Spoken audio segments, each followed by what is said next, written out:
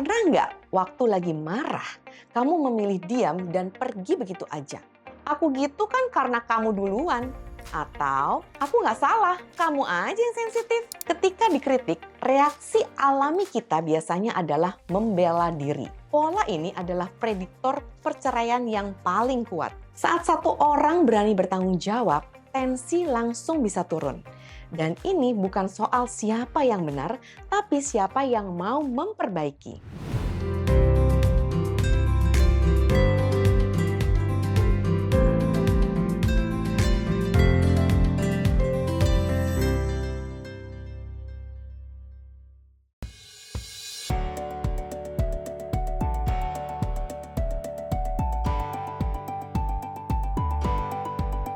Selamat datang di Roslina Ferrali and Partners Masterclass bersama saya Jovita Maria Verliana. Kadang hubungan hancur bukan karena cinta hilang, tapi karena cara kita berkomunikasi pelan-pelan merusak kedekatan. Psikolog hubungan John Gottman menemukan ada 4 pola beracun yang bisa memprediksi perceraian dengan akurasi sampai 90%. Hari ini saya akan bantu Anda mengenal keempatnya supaya Anda bisa menghentikannya sebelum terlambat.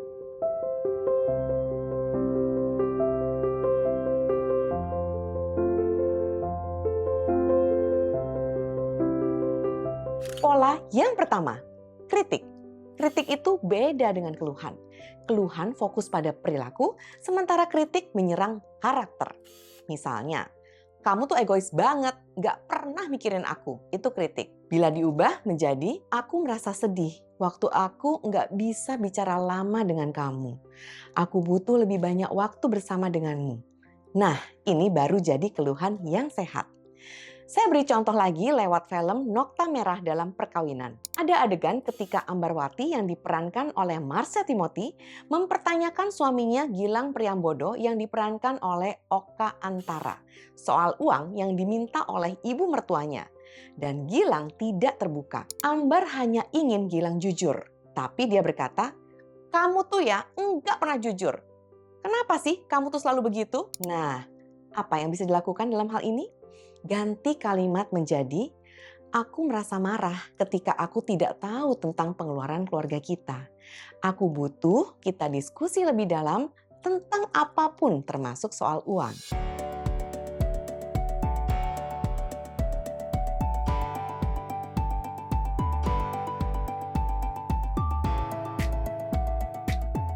Pola yang kedua, defensif atau defensiveness. Ketika dikritik, reaksi alami kita biasanya adalah membela diri. Aku gitu kan karena kamu duluan. Atau, aku nggak salah, kamu aja yang sensitif. Nah, tapi sikap defensif ini cuman bikin konflik jadi semakin panjang. Coba ubah menjadi tanggung jawab kecil. Misalnya, iya, mungkin aku terlalu cepat marah tadi.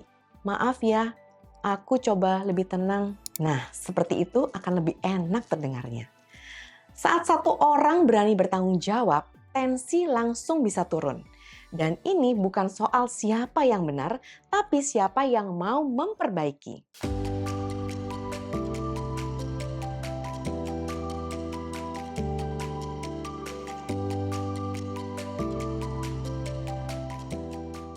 Pola yang ketiga, penghinaan. Nah, ini yang paling berbahaya. Penghinaan muncul waktu kita merasa lebih baik dari pasangan.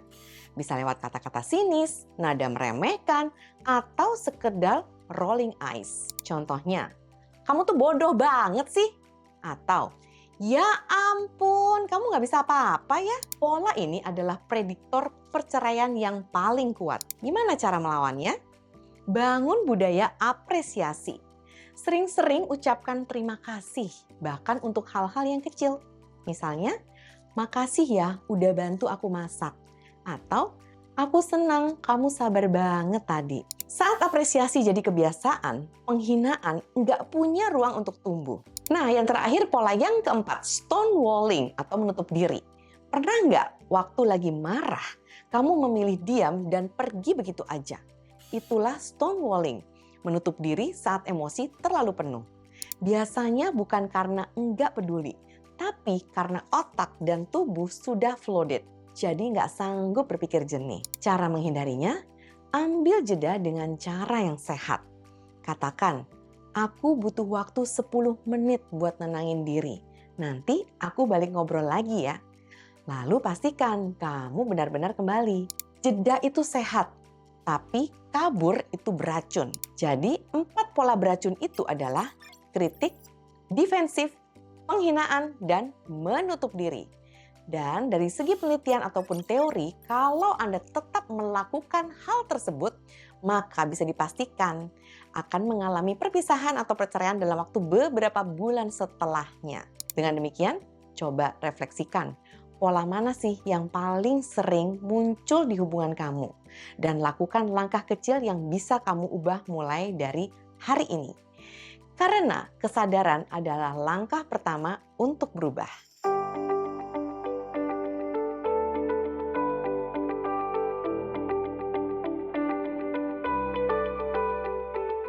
Saya Jovita Maria Ferdiana. Semoga video ini membantu Anda membangun hubungan yang lebih sadar dan penuh kasih. Sampai bertemu di video masterclass berikutnya.